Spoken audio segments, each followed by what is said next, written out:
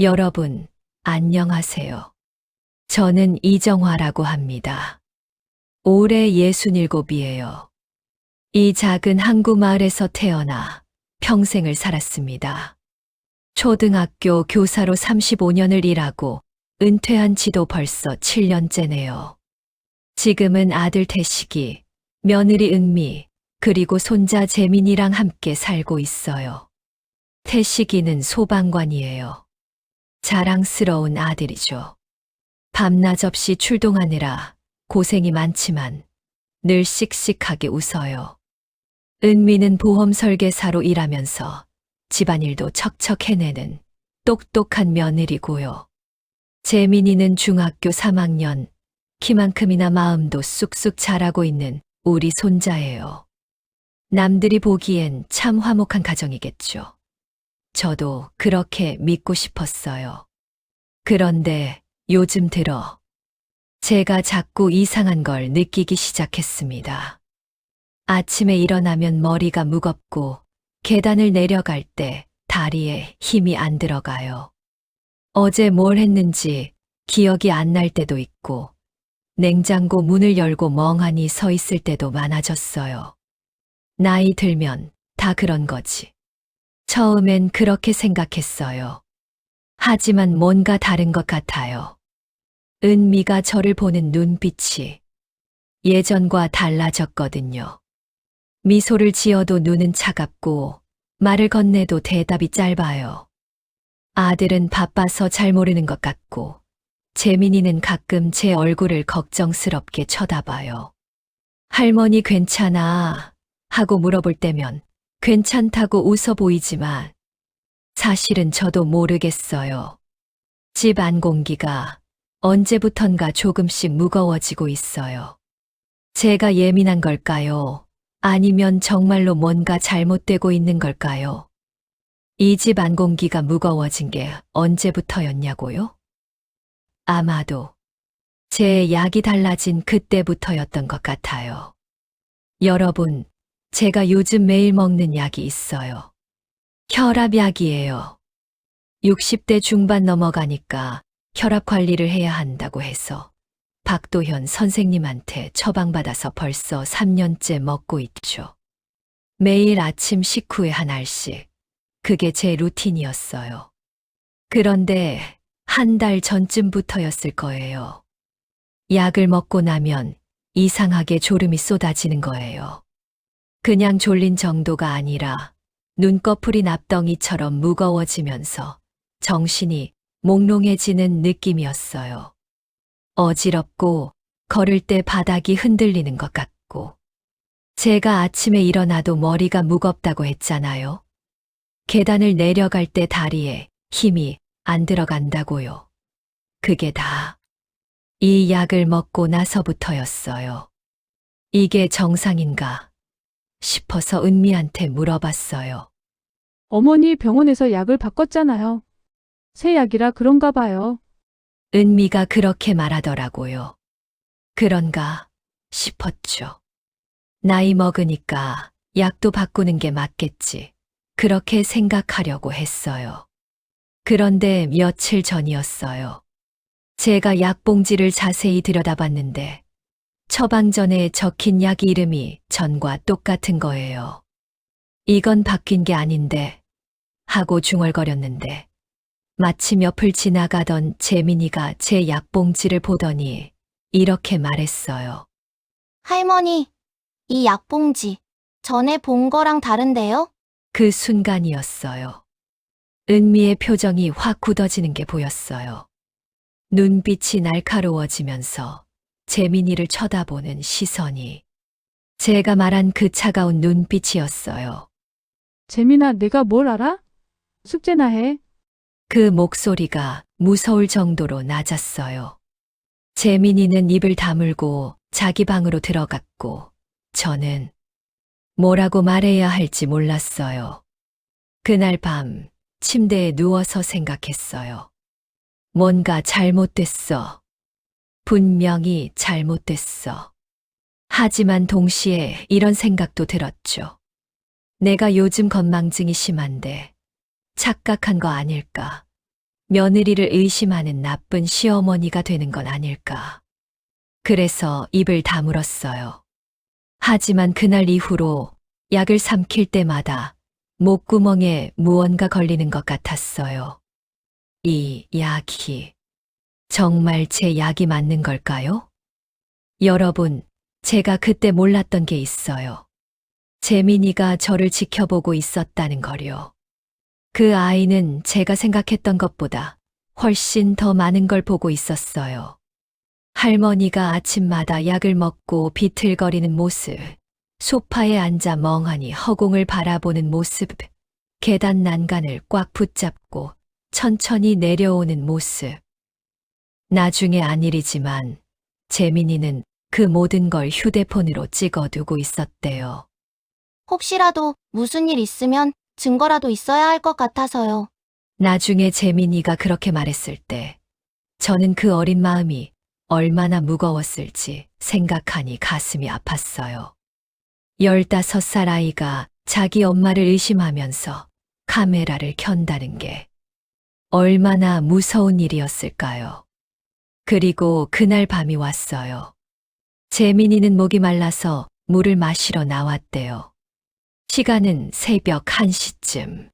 거실 불은 꺼져 있었고 부엌에서만 희미한 불빛이 새어 나오고 있었죠. 그때 재민이가 본 거예요. 은미가 식탁에 앉아서 약봉지 2개를 앞에 놓고 있는 모습을요. 하나는 병원 로고가 찍힌 하얀 봉지, 다른 하나는 그냥 투명한 지퍼백이었대요.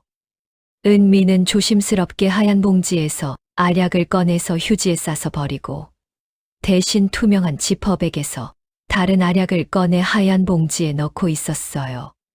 재민이는 그 순간 숨이 멎는 것 같았대요. 손이 떨리면서 주머니에서 휴대폰을 꺼냈죠. 이건 찍어야 돼. 이건 꼭 찍어야 돼. 화면을 켜려는 그 순간이었어요. 바닥에 놓여있던 재민이 장난감 자동차를 발로 밟은 거예요. 딱딱한 플라스틱이 마룻바닥에 부딪히면서 툭 하는 소리가 났어요.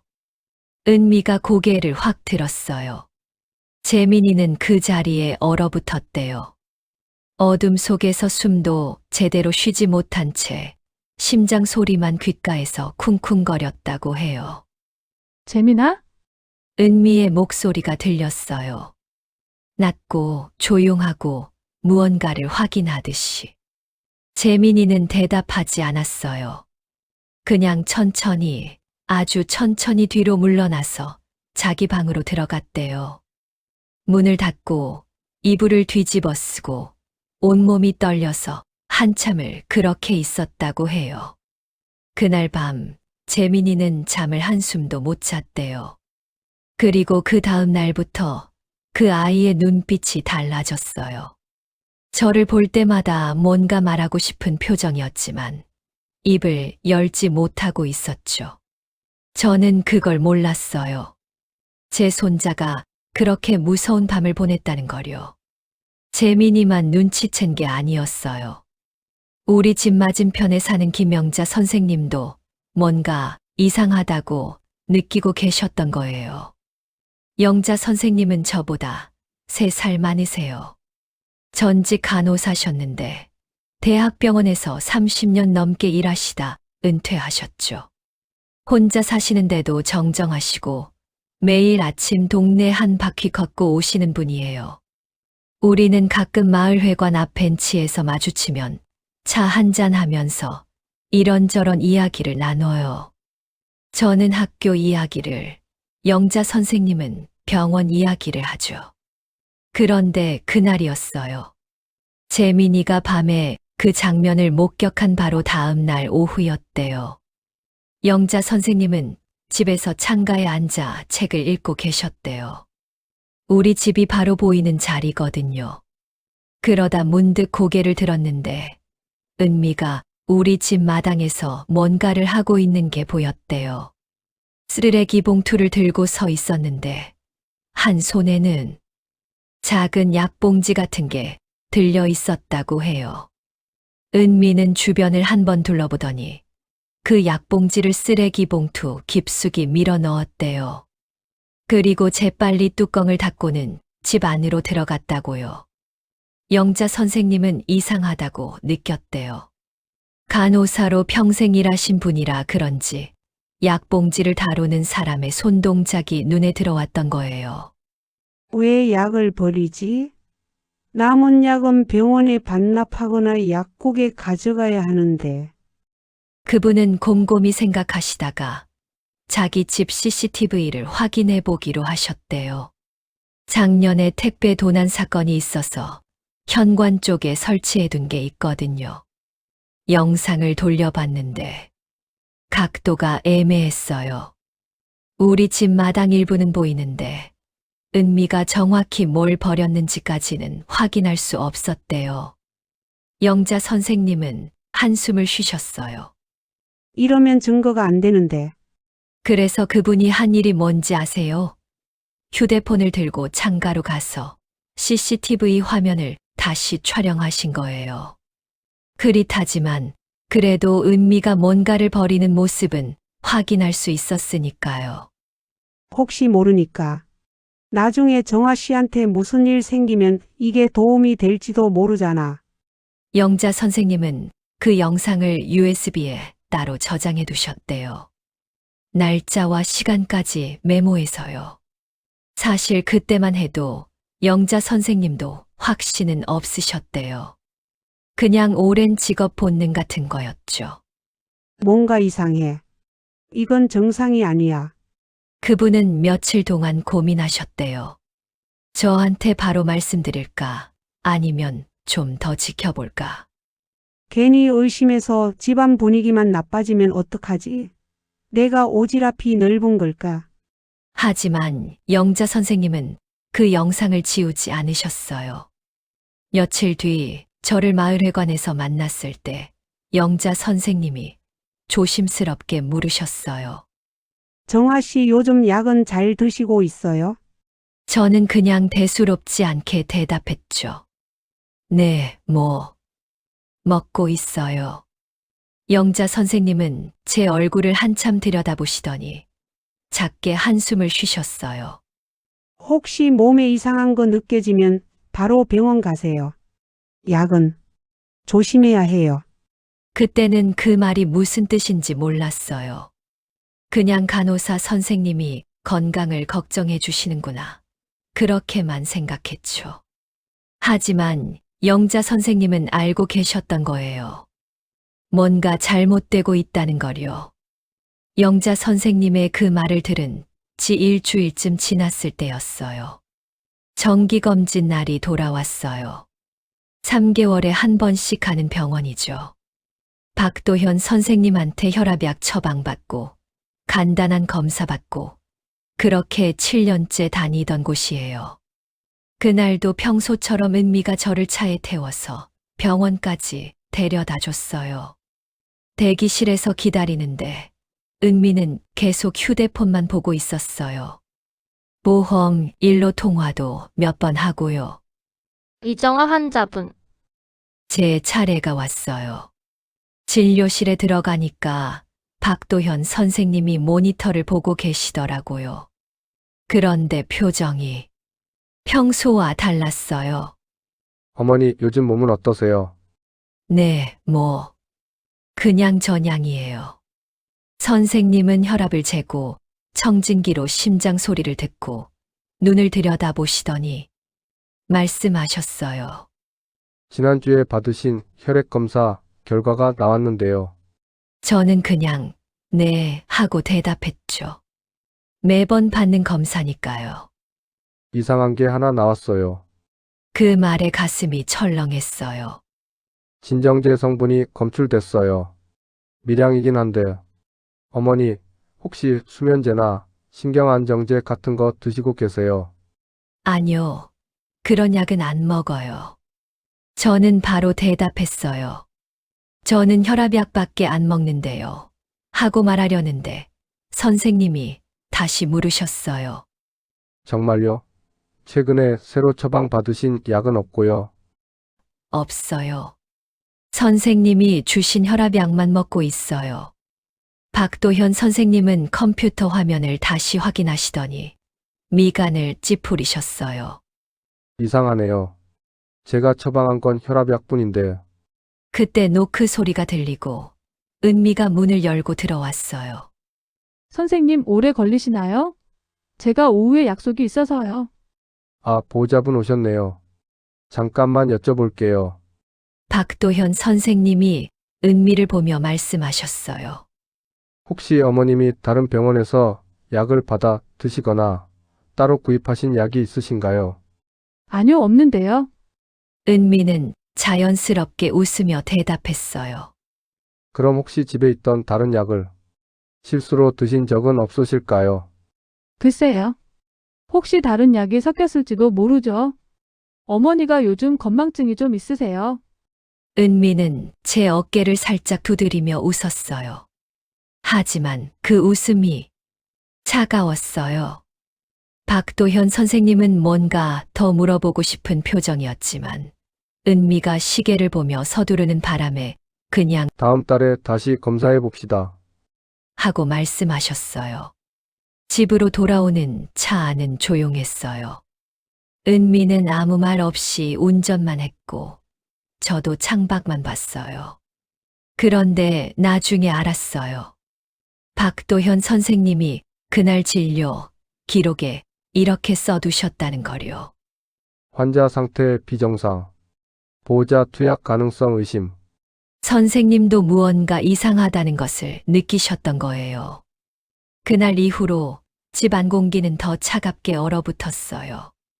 은미는 전보다 더 말이 없어졌어요.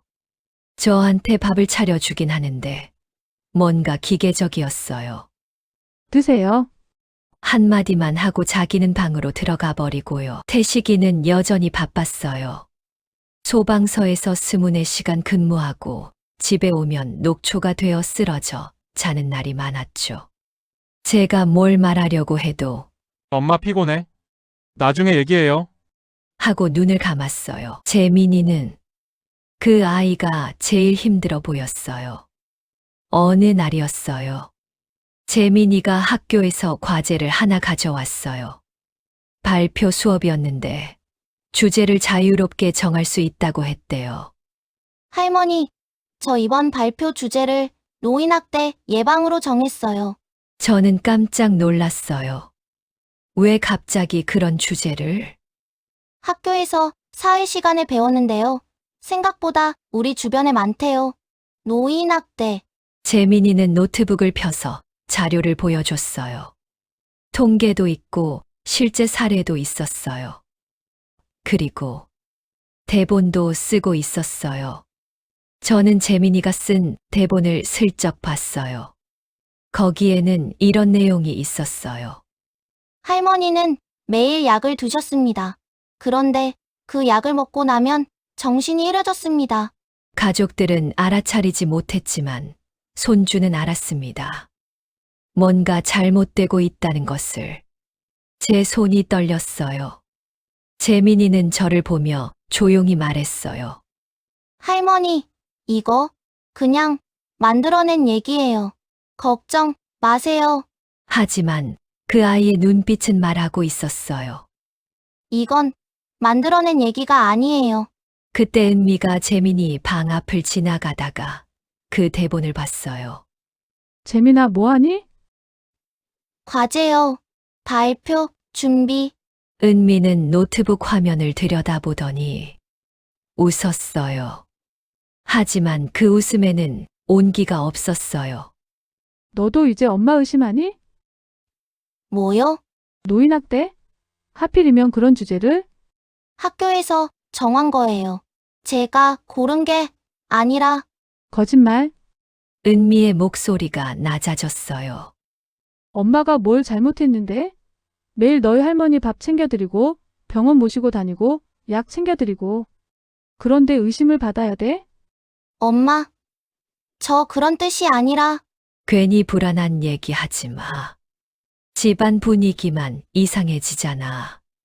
저는 재민이를 감쌌어요. 은미야, 재민이는 그냥 과제하는 거야. 오해하지 마. 은미는 저를 쳐다보더니 냉소를 띤 표정으로 돌아섰어요. 네, 알겠어요. 제가 예민한 거겠죠. 그리고 자기 방으로 들어가 문을 닫았어요. 그날 밤 집 안은 숨이 막힐 만큼 조용했어요. 아무도 말이 없었고 공기는 팽팽하게 당겨진 줄처럼 긴장되어 있었어요. 재민이는 제 손을 꼭 잡았어요. 그 작은 손이 떨리고 있었어요. 이제 곧 무슨 일이 터질 것 같다는 것을 새삼 느끼고 있었어요. 그날은 화요일 새벽이었어요. 저는 한밤중에 깼어요. 목이 말랐거든요. 침대에서 일어나려는데 머리가 너무 무거웠어요.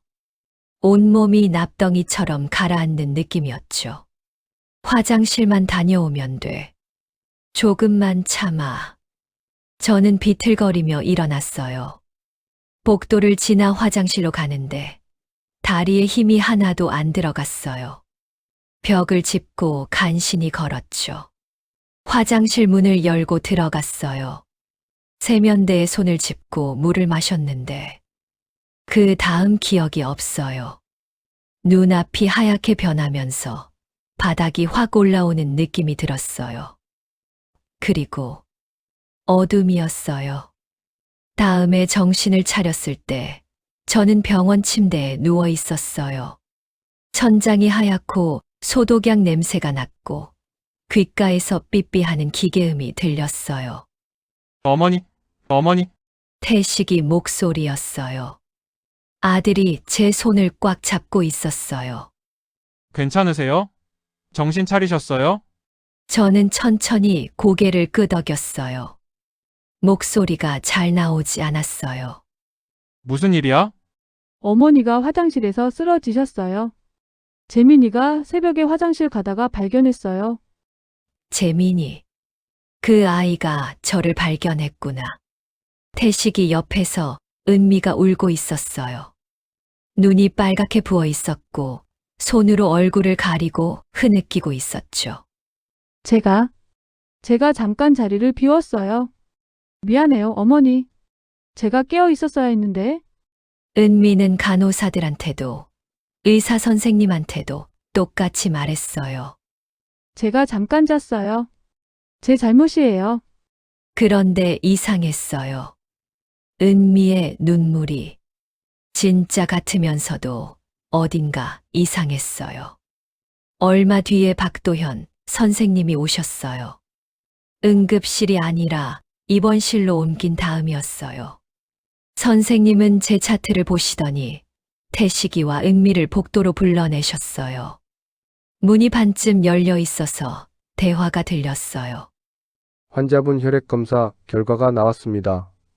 네, 수면제 성분이 다량 검출됐습니다. 지난번보다 훨씬 많은 양이에요. 순간 정적이 흘렀어요. 어머님이 수면제를 복용하신 적이 있으신가요? 없습니다. 저희 어머니는 혈압약만 드세요. 태식이 목소리였어요.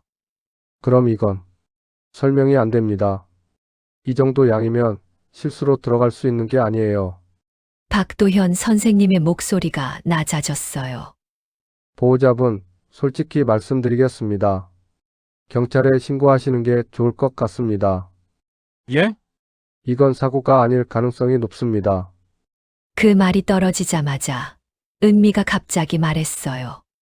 저 급한 전화가 왔어요. 잠깐 나갔다 올게요. 여보, 지금? 네, 급한 일이에요. 금방 올게요. 은미의 발소리가 멀어졌어요. 빠르게 서두르듯이. 태식이는 멍하니 서 있었고 박도현 선생님은 한숨을 쉬셨어요. 그리고 1시간이 지나도 2시간이 지나도 은미는 돌아오지 않았어요. 병원을 떠난 거예요. 그냥 사라진 거죠. 그때 재민이가 병실 문을 열고 들어왔어요. 손에 USB를 하나 들고 있었어요. 아빠, 재민이의 목소리는 떨리고 있었어요. 이거 봐야 할 것 같아요. 태식이는 재민이가 건넨 USB를 멍하니 바라봤어요. 이게 뭐니? 증거요. 재민이는 입술을 깨물었어요. 그 아이의 눈에는 눈물이 고여 있었어요. 엄마가 할머니 약을 바꿔치기 했어요. 제가 봤어요. 태식이의 얼굴이 하얗게 질렸어요. 뭐라고? 새벽에 거실에서 봤어요. 엄마가 할머니 약봉지를 바꾸는 거. 그때는 무서워서 아무 말도 못했어요. 근데 영상으로 남긴 게 있어요. 할머니가 이상해지시는 거. 다 찍어뒀어요. 저는 침대에 누워서 그 대화를 듣고 있었어요. 가슴이 미어지는 것 같았어요. 그 어린 아이가 얼마나 무서웠을까요? 얼마나 혼자 힘들었을까요? 태식이는 재민이를 안았어요. 그리고 복도로 나가서 간호사실에 있던 컴퓨터로 USB를 열었대요. 거기에는 여러 개의 파일이 있었어요. 제가 약을 먹고 비틀거리는 영상, 소파에 앉아 정신없이 졸고 있는 영상, 계단에서 넘어질 뻔한 영상, 그리고 새벽에 녹음한 오디오 파일도 있었어요. 은미가 약봉지를 만지는 소리, 지퍼백을 여는 소리. 태식이는 그걸 다 보고 듣고 난 뒤 바닥에 주저앉았대요. 그때 박도현 선생님이 다가왔어요. 이거 증거로 쓸 수 있습니다. 경찰에 제출하셔야 해요.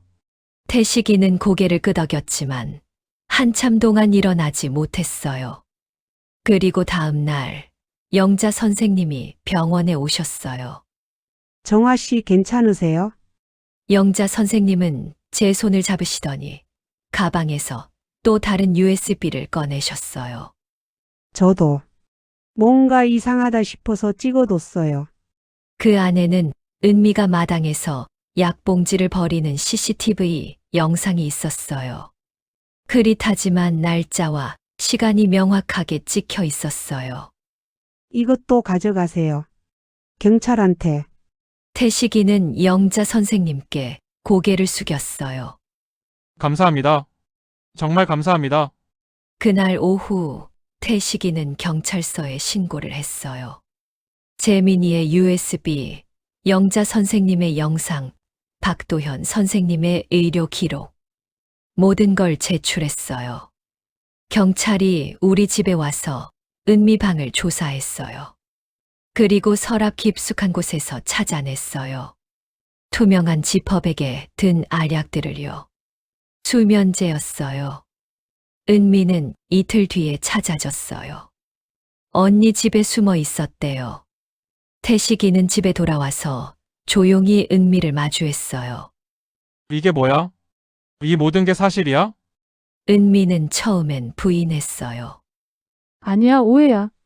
나는 그냥 하지만 경찰이 증거를 하나씩 보여주자 은미는 더 이상 말을 잇지 못했어요. 은미는 결국 경찰에 연행됐어요. 저는 병원 침대에 누워서 그 소식을 들었어요. 태식이가 병실에 들어왔을 때 그 아이의 얼굴은 10년은 늙어 보였어요. 엄마, 미안해요. 태식이는 제 손을 잡고 울었어요.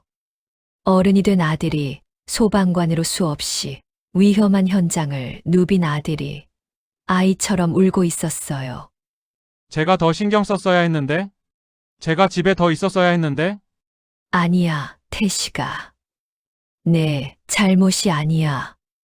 저는 아들의 머리를 쓰다듬었어요. 그 아이도 피해자였어요.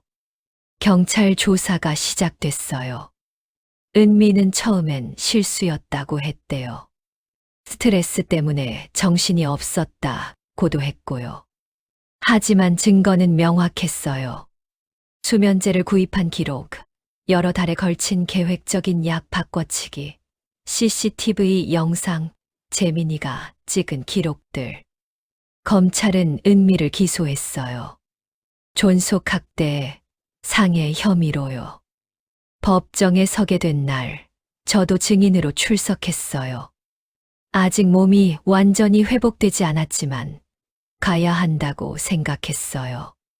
은미는 피고인석에 앉아 있었어요. 얼굴은 야위었고 눈은 충혈되어 있었어요. 저와 눈이 마주쳤을 때 은미는 고개를 돌렸어요. 피고인 할 말 있습니까? 판사님이 물었어요.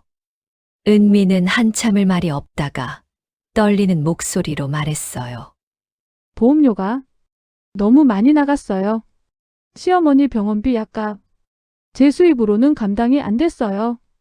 그리고 스트레스가 계속 쌓였어요. 그래서 시어머니에게 수면제를 먹인 겁니까? 죽이려던 건 아니었어요. 그냥 조금 조용히 있었으면 했어요. 계속 챙겨야 하는 게 힘들었어요. 재판부는 조용했어요. 검사가 증거를 제시했어요.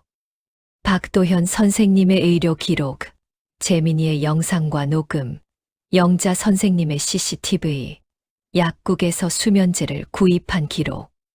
재민이도 증인으로 나왔어요. 그 아이는 떨리는 목소리로 말했어요. 엄마를 고발하는 게 정말 무서웠어요. 하지만 할머니가 더 아프실까봐 더 무서웠어요. 재민이는 울면서 말했어요. 진실은 두려워도 말해야 해요.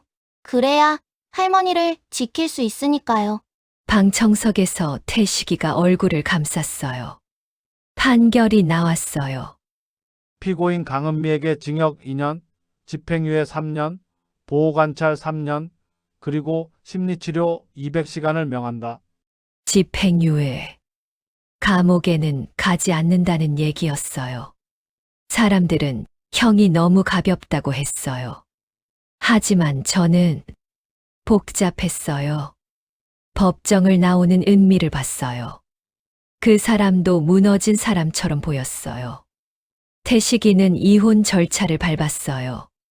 더 이상은 함께 살 수 없어요. 라고 말했어요. 재민이는 한동안 밤마다 악몽을 꿨대요. 상담 치료를 받기 시작했고요. 저는 재활 치료를 받으며 점차 회복했어요. 몸속에 약 성분이 빠져나가면서 머리도 맑아지고 다리에도 힘이 돌아왔어요.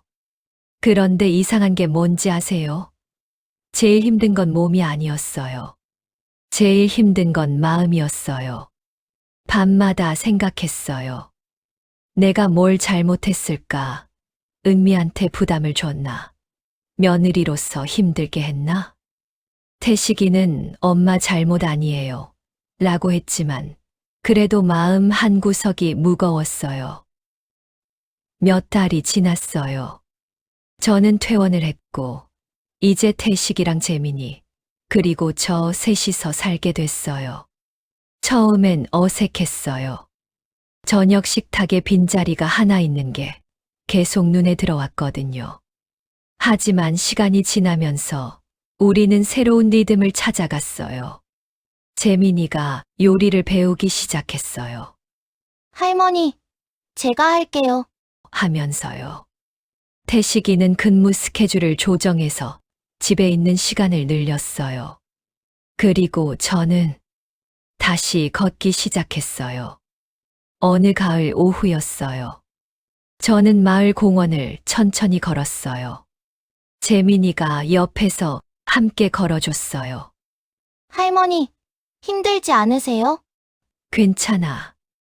이제 많이 좋아졌어. 노을이 지고 있었어요. 하늘이 주황빛으로 물들고 바람이 부드럽게 불었어요. 할머니, 응, 이제 약은 제가 챙길게요. 매일 확인할게요. 저는 재민이의 손을 꼭 잡았어요. 고마워, 재민아. 내가 아니었으면 할머니 어떻게 됐을지 몰라. 재민이는 울컥하는 얼굴로 고개를 돌렸어요. 공원 벤치 쪽에서 누군가 손을 흔들었어요. 박도현 선생님이었어요. 영자 선생님도 함께 계셨고요. 정아 씨, 많이 좋아지셨네요. 선생님, 영자 선생님, 안녕하세요. 우리는 잠시 함께 벤치에 앉아 얘기를 나눴어요. 일상적인 이야기들, 마을 소식들. 해가 완전히 지고 우리는 집으로 돌아가는 길이었어요. 현관문을 열고 들어가니 태식이가 저녁을 준비하고 있었어요. 엄마 재민아 다녀오셨어요? 밥 거의 다 됐어요? 응, 오늘 공원까지 걸었다. 대단하시네요, 엄마. 우리는 식탁에 둘러앉았어요. 간단한 저녁이었지만 따뜻했어요. 잘 먹겠습니다. 밥을 먹으면서 재민이가 학교 이야기를 했어요. 태식이는 소방서에서 있었던 일을 얘기했어요. 저는 그 소리를 들으며 웃었어요. 그래도 살아보길 잘했다. 태식이가 물었어요. 뭐라고 하셨어요, 엄마? 아니야. 혼잣말이야. 그날 저녁 그 집엔 오랜만에 웃음소리가 돌아왔어요. 창밖으로 달빛이 들어왔고 부엌에서는 설거지하는 소리가 났고 거실에서는 TV 소리가 작게 흘러나왔어요. 평범한 저녁이었어요. 하지만 저는 알았어요. 이 평범함이 얼마나 소중한지를요. 밤이 깊어갈 무렵 저는 창가에 서서 밤하늘을 봤어요. 별이 반짝이고 있었어요. 내일도 해가 뜰 거예요. 그리고 저는 다시 일어나서 걷고 살아갈 거예요. 이제는 혼자가 아니니까요. 저를 지켜주는 사람들이 있으니까요. 저는 조용히 미소 지었어요. 고맙다. 정말 고마워. 그 말은 재민이에게, 태식이에게, 영자 선생님에게, 박도현 선생님에게, 그리고 끝까지 포기하지 않은 저 자신에게 하는 말이었어요. 오늘 이야기 끝까지 함께 해주셔서 감사합니다. 혹시 여러분 주변에도 저처럼 힘든 시간을 견디고 있는 분이 있다면 꼭 따뜻한 말 한마디 건네주세요.